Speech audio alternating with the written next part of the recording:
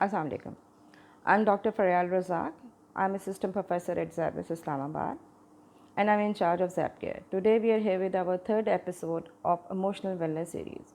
Ladies and gentlemen, today I'm going to talk about screen addiction. There was a study conducted and it asked the young adults how they spend their time and how they invest in their relationships.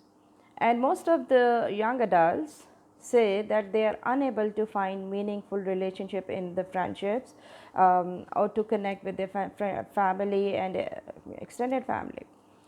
So let's go back to another research that says on average a person, and these results are really consistent over decades, that spends about 7.5 to 8 hours of sleep per day, and then that average person spends 8.5 to 9 hours on work, and an average person spends about 3 hours on essential survival things like eating and stuff like that. And the rest of the time was a white gray space.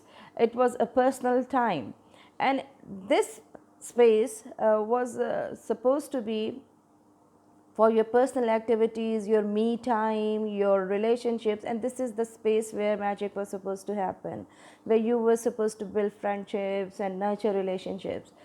So the studies have shown that an average person, which is very alarming, spends 6.5 hours of that 7 to 8 hours left for personal leisure time on cell phone, on internet.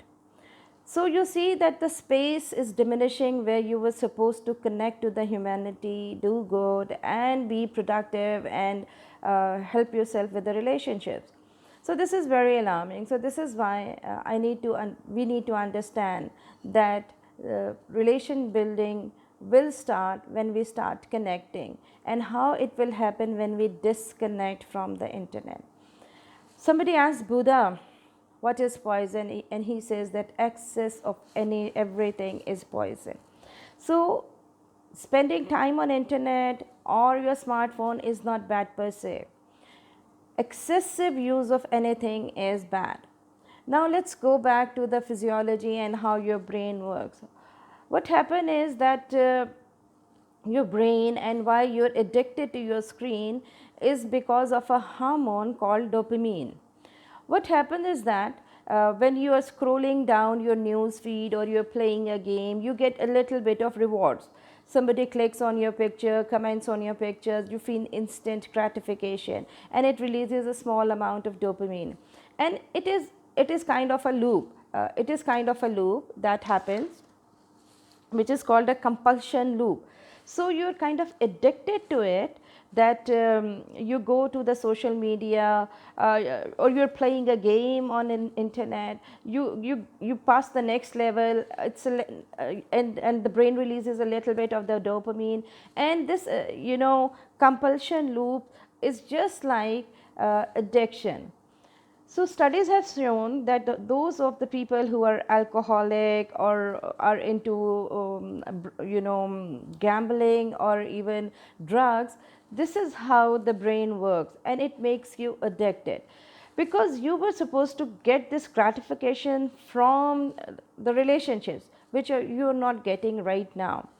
1/4% of the youth said that they are constantly on the internet, and 93% of the person said, the young people said, that they go to internet or they go to smartphone and this technologies because of the boredom, because the time they were needed to establish relationship is being consumed by the internet, because they are bored, they don't know how to connect, and this is what they do.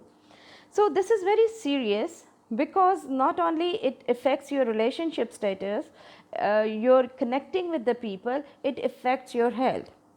It affects your health in that way that a lot of brain scans has shown that spending time on screen, and it alters your alpha state of mind.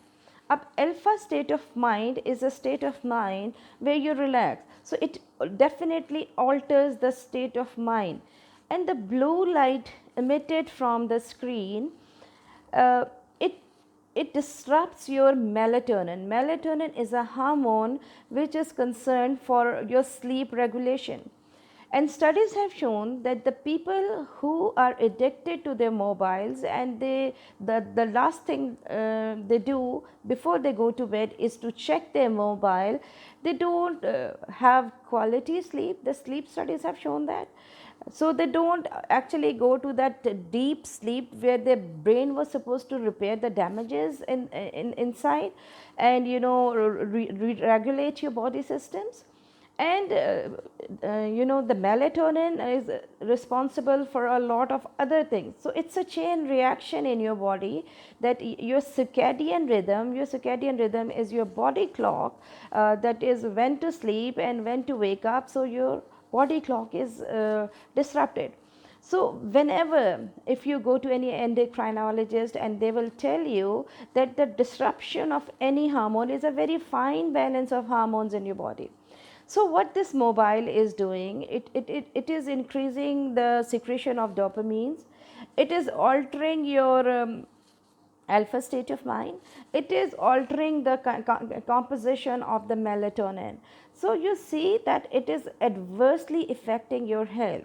And this screen addiction is so bad that people often are feeling with no mobile phone phobia, that if they don't have their mobile at all times, they feel lost and out of control. And similarly, the screen addiction is so bad because it gives you the message that you need instant gratification, and there are ways to connect it. So what we need to understand is what's happening inside, what the screen is doing to us. And it's very simple: unplug, just have a no mobile vacation. So this COVID-19 is telling us, because it is making us dependent on screen, we are connected, so limit your time. And it's a basic etiquette that whenever you are with a person, so if you put your mobile phone on the desk, you're telling that person that you are not important, what you're saying is not important. If my mobile buzz, I'm going to look at it. So disconnect, at least with the family. When you are with the family, in the dinner table, please have a no mobile rule, and then limit your time. If you want to study, make a better schedule and schedule your internet time, and have a no mobile vacation. Because in this era of information technology, not only are we are getting a very wrong information, very misleading information that puts us into anxiety, lot of bad news and a lot of fake news and fake information out there. Not only to speak on the evils of the fake news and the magnitude of things present in the social media. And there are another studies that shows that only there are good sites, good apps to get information, and then there are social media sites like Facebook, Twitter, Instagram and all that. So people spend on average 9 minutes on the apps that can make you feel better, like the apps that will make your mental health better. They will tell you for that matter, weather app. But they will spend on average at a time on 27 minutes on any of the Facebook, Twitter, and just see how many accounts you have.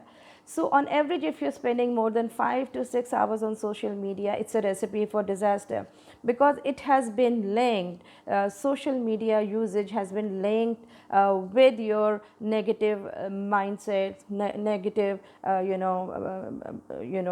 energies. So when it is linked with depression and other demotivating thoughts, why spend time on the things that makes you feel bad instead of the things that makes you feel good?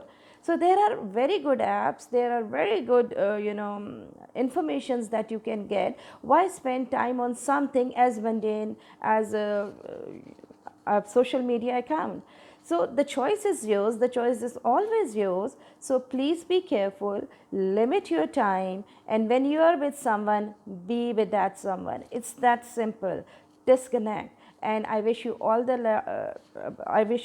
luck in having that, because you will be feeling withdrawal symptoms, because subconsciously you have fed your mind that when you're feeling anxiety, pressure, or you're bored and you have nothing to do, your go-to place is mobile, your cell phone, your internet. So you have to, you will be feeling withdrawal symptom. You have to be disciplined. You have to understand what's happening. Spend time. This is the time to build and mend relationships. This is the time to build and mend relationship with God and with the family and friend. May Allah take care of yourself. Please अपना बहुत ख्याल रखिएगा. Allah Hafiz.